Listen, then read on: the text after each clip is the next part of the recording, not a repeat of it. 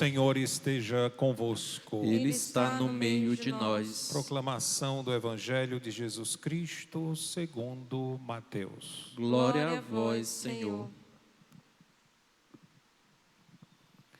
Naquele tempo disse Jesus aos seus discípulos: se a vossa justiça não for maior que a justiça dos mestres da lei e dos fariseus, vós não entrareis no reino dos céus.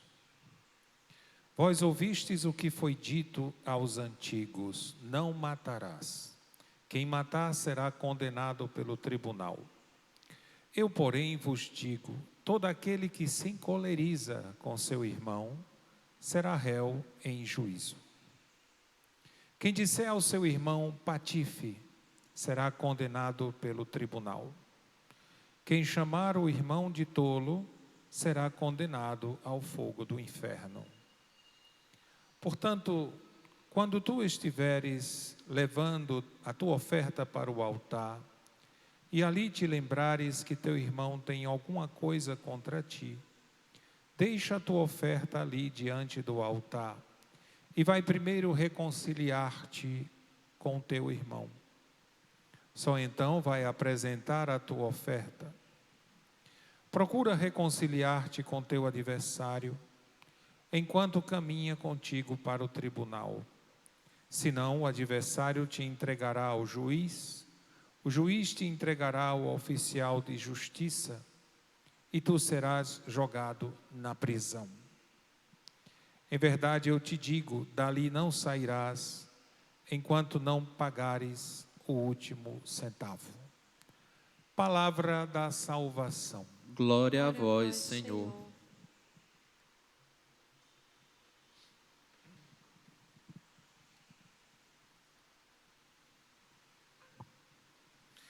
Louvado seja nosso Senhor Jesus Cristo. Para sempre seja louvado.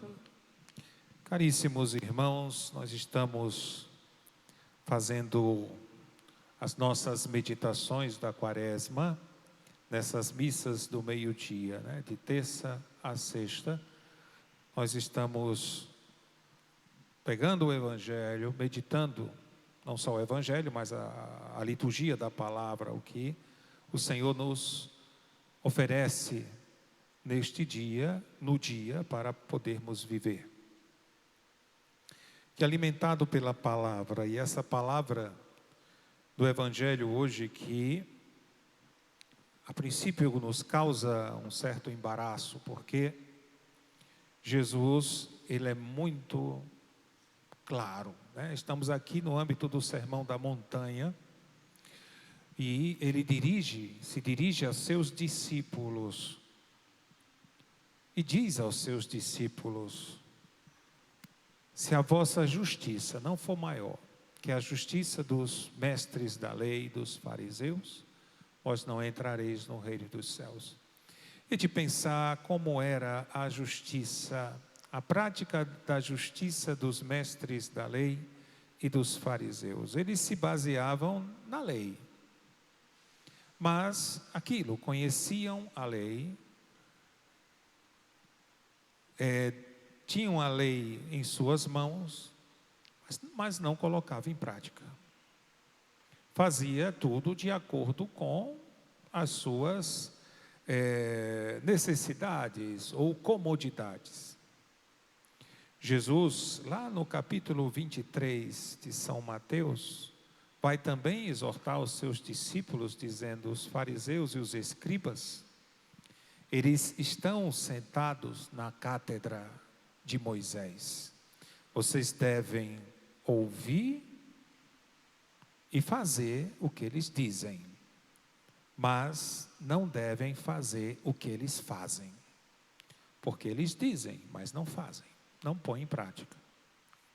Devem ouvir porque eles têm justamente a lei, tudo o que o Senhor revelou está ali, e vocês devem ouvir, devem praticar, mas não fazer como eles, porque eles sabem, mas não praticam.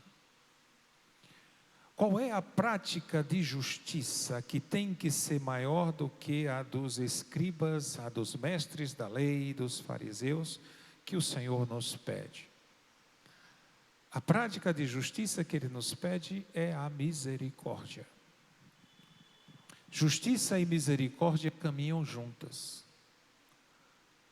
E o que Jesus pede aos seus discípulos e pede a nós é isso, é o exercício da misericórdia. Jesus cita aqui: ouvistes o que foi dito, não matarás. É a lei.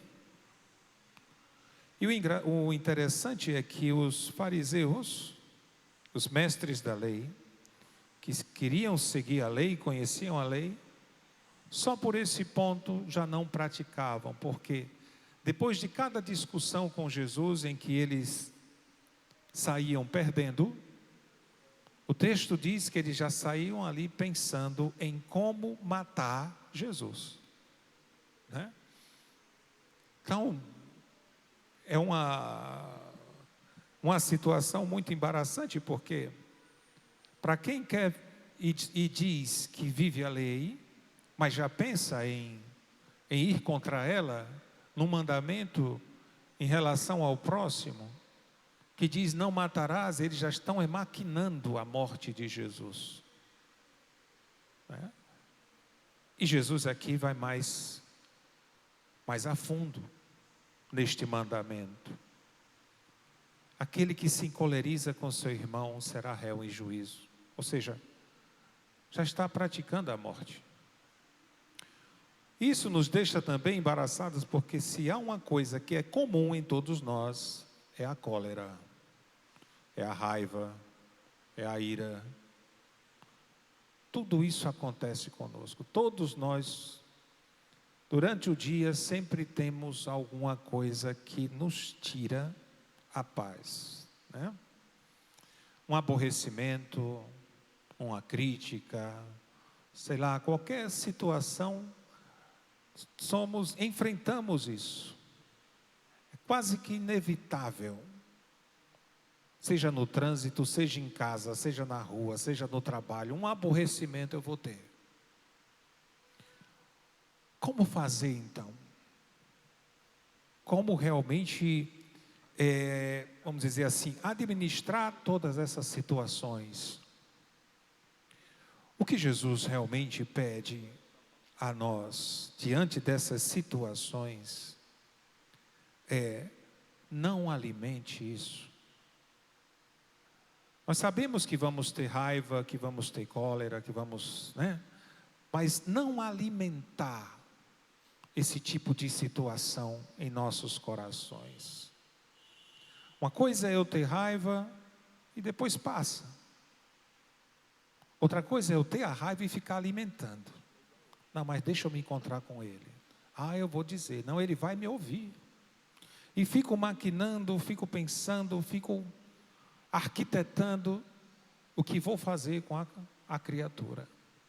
E isso, se realmente eu for deixando, vai tomando não só o dia, mas vai tomando a semana, vai tomando o mês, vai tomando o ano. E aquilo que era um aborrecimento se transformou numa raiva, que passou para uma ira e que chega, infelizmente, ao ódio. E aí a situação já é bem crítica, bastante crítica mesmo, na nossa vida. Jesus, até mesmo no próprio Sermão da Montanha, ele vai colocar o que fazer em situações assim. Ele vai dizer, orai. No Sermão da Montanha ele vai dizer, bem-aventurados sereis quando vos injuriarem, quando vos maltratarem, quando disserem todo mal contra vós, alegrai-vos e exultai. Por isso, por causa de mim, alegrai-vos e exultai. Em outro momento, Jesus vai dizer, né, para os seus discípulos, né, ele vai dizer que rezai pelos seus inimigos, ainda no capítulo 5 de Mateus, lá no versículo 44, depois vocês olham lá, está bem bonitinho, né? Orai pelos vossos inimigos, orai por aqueles que vos perseguem. Orai por aqueles que tentam todo mal contra vós. Orai. É a resposta, é a justiça que o Senhor realmente oferece para nós. É o uso da misericórdia. Rezar pelo outro. Rezar. Porque na medida que eu estou rezando por aquele que me ofendeu, eu estou ao mesmo tempo rezando por mim, para que aquela raiva não vá criando raiz no meu coração. Que uma vez que vai criando raiz, vai dando espaço justamente para a ira e para o ódio, e a raiz aí se torna forte. E é uma situação bem crítica. A pessoa não consegue, ela não consegue nem pensar na pessoa, senão arquitetar algo contra ela. É aquelas frases que se escuta muito, né? Não, se ela vem numa calçada eu já atravesso para não ter que passar por ela, né? Não consigo nem, ou seja, a coisa vai criando raiz dentro do coração. E a resposta que o Senhor dá nessa prática da justiça, que tem que ser maior do que a dos escribas e fariseus, é orar, rezar, interceder. Ah, quer dizer que agora eu rezando, eu vou ter que falar com essa criatura? Não. Mas significa que você começou a dar um passo. E é um passo atrás do outro. Se um dia chegar a falar, bendito seja Deus. Você vai ver que para chegar nesse ponto, Deus fez uma obra na sua vida extraordinária. Foi tirando toda essa raiz de ressentimento, de ódio, você se sente livre. O ato de conversar com aquele que me ofendeu, sem levar para ele nenhum sentimento de cobrança ou de raiva, significa que eu sou livre. Realmente eu sou livre para te amar. E que tudo aquilo que você me fez, tudo aquilo que você realmente me ofendeu, eu não me atinge mais. Porque eu estou andando por caminhos mais altos, mais elevados. E eu te vejo não como um inimigo, mas eu te vejo como meu irmão. Percebe que é um caminho, é um processo. Quando eu me determino realmente, não, eu vou praticar. Como o Senhor coloca aqui, né? Procura reconciliar-te com teu adversário enquanto caminha contigo. Eu estou caminhando. E nesse caminho, é todo um processo que Deus vai realizando na minha vida. Processo de cura.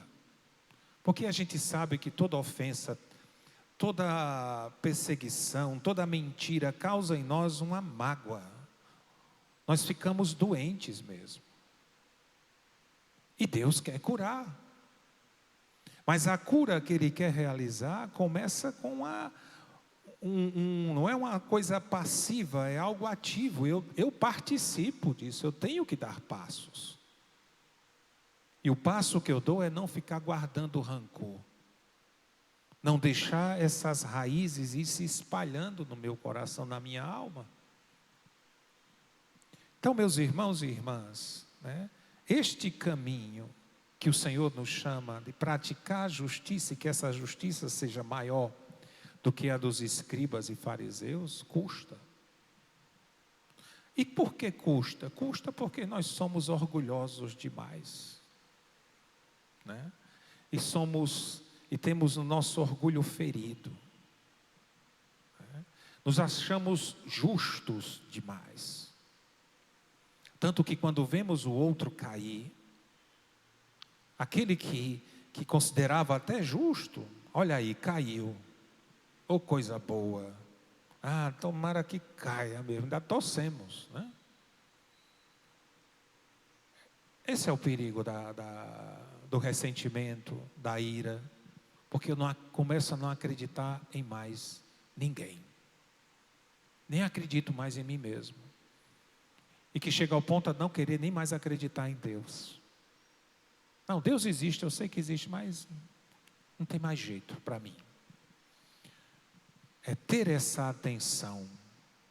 São Paulo também vai dizer algo lá na carta aos Romanos, capítulo 12, em que ele vai dizer o seguinte, né?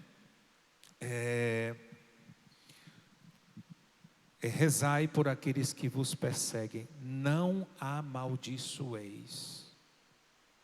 Orai por aqueles, abençoai aqueles que vos perseguem, não os amaldiçoeis. E é uma ordem que São Paulo dá. E praticamente ele tira como base isso que Jesus falou. A não amaldiçoar. Porque nós fomos criados para abençoar. O nosso batismo nos confere a graça de sempre dar bênçãos e nunca maldições. Não é? De abençoar. O Evangelho é repleto disso, as cartas paulinas também.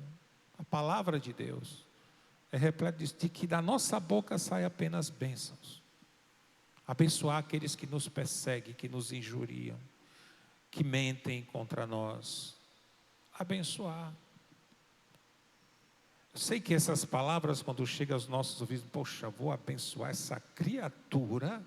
Não é possível uma coisa dessa. É possível. E a graça que se obtém através disso é muito maior. É muito maior. Mas é perceber que todo esse movimento no nosso coração, só demonstra uma coisa, que o nosso coração realmente é ferido. E que estamos feridos. Só que a cura passa por aí. A cura passa pelo perdão. Não tem outro remédio, é esse. Não tem um genérico, né? O remédio é esse. É o perdão. É praticar essa justiça, é rezar por aqueles que infelizmente nos perseguem. Porque aquele que nos persegue é mais ferido do que nós. Pode ter certeza. E não é para ter peninha, não. É a compaixão, porque é um exercício de compaixão para com ele. Que o Senhor realmente hoje nos pede. Um exercício de compaixão, porque Ele sempre tem compaixão de nós. Ele sempre tem compaixão de nós. E olhe que nós somos aqueles que mais ferimos a Deus. Somos aqueles que não só ferimos, mas perseguimos o próprio Deus. Com nossas críticas, com nossas palavras, com a nossa falta de oração, com a nossa falta de fé, ou tantas e tantas coisas. E Ele sempre age com compaixão para conosco. Nós vimos na primeira leitura, o Senhor dizendo, se o ímpio se arrepender de todos os pecados cometidos e guardar todas as minhas leis, praticar o direito e a justiça, viverá com certeza e não morrerá. E lá na frente ele vai dizer, por acaso, eu quero a morte do ímpio? Eu não quero que ele se converta e viva? É claro que eu quero. Essa compaixão que é própria de Deus, é um atributo seu, Ele é compassivo, Ele age conosco assim. E agindo conosco assim, espera que nós possamos agir uns com os outros, com compaixão.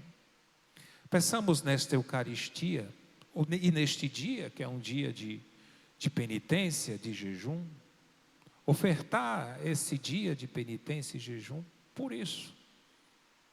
Senhor, cura meu coração ferido, converte o meu coração, abençoa aqueles que me perseguem, abençoa aqueles que continuamente estão falando de mim, abençoa aqueles que realmente não gostam de mim, derrama bênçãos na sua vida.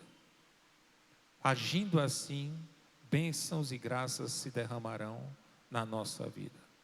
E iremos até, de um certo modo, subir, vamos colocar nesse termo, subir de patamar, porque independente se Deus vai derramar graça ou não, eu quero que graças sejam derramadas nessa pessoa que me persegue. Senhor, por amor a Ti, derrama a graça nesse Teu filho ou nessa Tua filha. Deus, encontra assim em nós um coração livre, um coração aberto, um coração que Ele pode contar e contar sempre. Louvado seja nosso Senhor Jesus Cristo. Para sempre seja louvado.